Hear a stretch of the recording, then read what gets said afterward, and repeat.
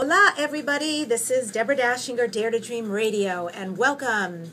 Cool to be here, yeah? And cool to have you. So how do you check us out? Go to DeborahDachinger.com. That's DeborahDachinger.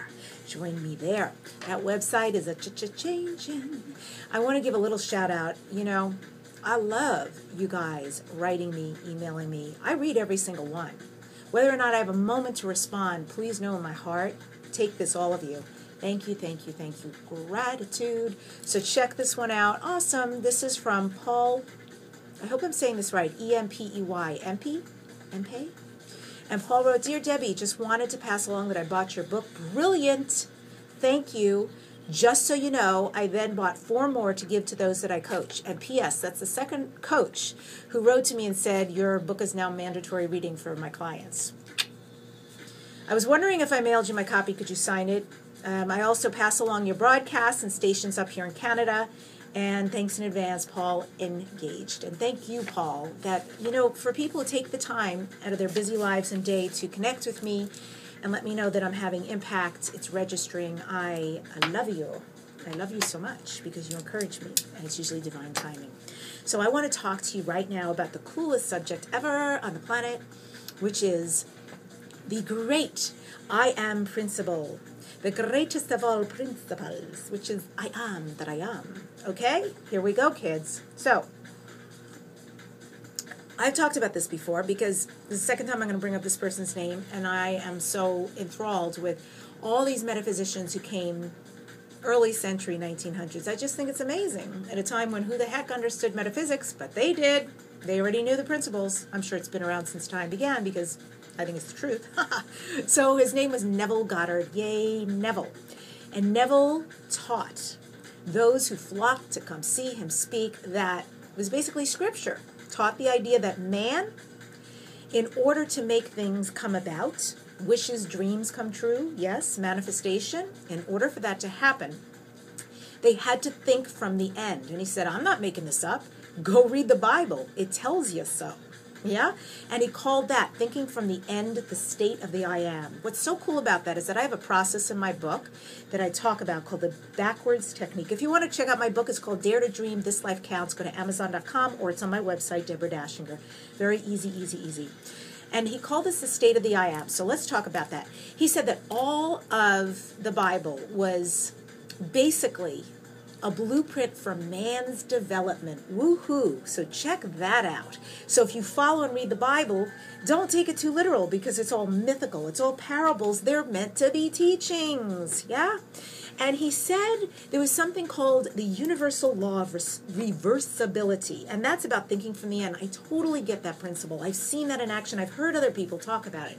And what the law of reversibility talks about is that we have to foresee transformation first. And how we do that is we already go ahead in our imagination and we say, were I to create this, I would feel... And, you know, you really allow yourself to imagine what that would feel like. And once you completely step into that, then you come backwards. You work in reverse, because you awaken a feeling inside of yourself. You awaken the visual of your dream and goal, and then it manifests. So we're a product of our thoughts. And God Goddess says, all source, whatever you want to call, says I am, right? I am.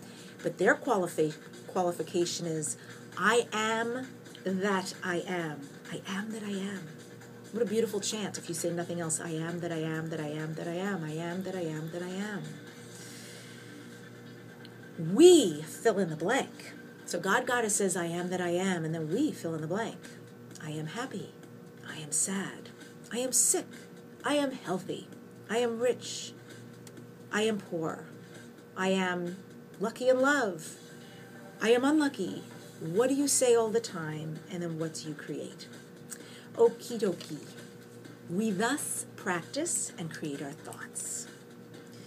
So the I am and fill in the blank is quite the powerful, yes? So it is said that looking for God, again, I mean that euphemistically, God, Goddess, all that is, Source, Buddha, Allah, whatever, Yahweh, that looking for God is like looking for your own eyes. That we'll find it source, all that is, when we stop looking, because I am already that. You are that already. We are part of source. We're not separate. Yahweh is the Hebrew word for God. Very biblical too, and very powerful, because Yahweh is 4 letters. Let's see if I can spell this. Y-W, not going to happen, is it? Help me here. Y-H-W-H, Y-H-W-H, Yahweh. Thank you. And when you have 4 letters like that, it is a tetragrammaton, which is a Greek word meaning 4 letters. Okay. Und in the Bible, the prophet Moses revealed God's name as saying, it is I am that I am, and that is Yahweh. I'm going to try to take you through this. Okay. And it was also interchangeable with the words Lord and God, and Yahweh for God. Okay, so the I am principle, the Creator created this mysterious bond with the I am that I am, which describes each one of us as unique, special, and unforgotten, and establishes a link for us with the immortal spirit. Okay. So, Neville said, look no further than the Bible that teaches us, quote, ye are gods, unquote. And he also said, the Lord of hosts will not respond to your wish until you have assumed the feeling of already being what you want to be, for acceptance is the channel of his action. Okay, so it's exactly what I was teaching in the beginning. You have to have that feeling. You have to go there already, understand that already, intend that already, feel it, desire it, allow it, be willing. And then you can go there in manifestation. And then it will take, through quantum physics, physical form. So, I have been involved in a mystery school for quite a few years. And slowly working my way through the lessons. And one of the lessons was about learning the tarot. And the very last tarot card blew my mind, because the very last tarot card is called the World, right? And the World, guess what that is? That is the world consciousness of I am. When I learned that, it blew my mind, because it takes it from me, I am, God, I am that I am. All of a sudden it became, the world has a consciousness as well. It just opened up and shifted a whole perspective and perception for me. So the universe is realized as the body of I am. Okay. And the truth is that the central reality is a human personality. So Walt Whitman emphasized this when he talked about the cosmic consciousness as follows.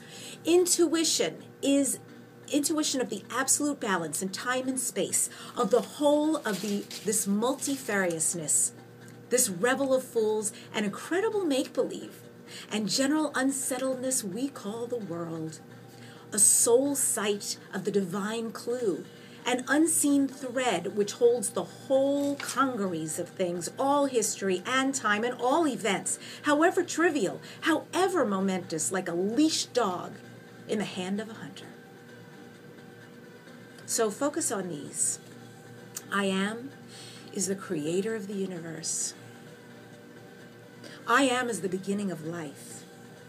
I am permeates all creation. I am is the power and the presence of God. Our self becomes the master of show, the illusion called the world, the connection, the Yahweh. And what I really want to leave you with is the realization that states of consciousness are really states of power. The goal of the great work is identification with the central reality of the universe, and such knowledge is called the zenith of practical power. It makes me wonder what the brilliant cartoonist many decades ago meant when he wrote the character of Popeye, who would say, I am what I am. He must have known something about real quantum physics and metaphysics. And it was Jesse Owens, the very brilliant Olympic runner, who said this: We all have dreams, but in order to make dreams come into reality, it takes an awful lot of determination, dedication, self-discipline, and effort. Indeed, it does. So if your dreams and goals are important to you, remember the I am principle. You're a part of God. You're a part of Source. That's not blasphemy. That's a blessing. Appreciate the blessing you already have, and with the power you've already been bestowed, use that. Create an I am that works in your world, because you are magnificent. Be that.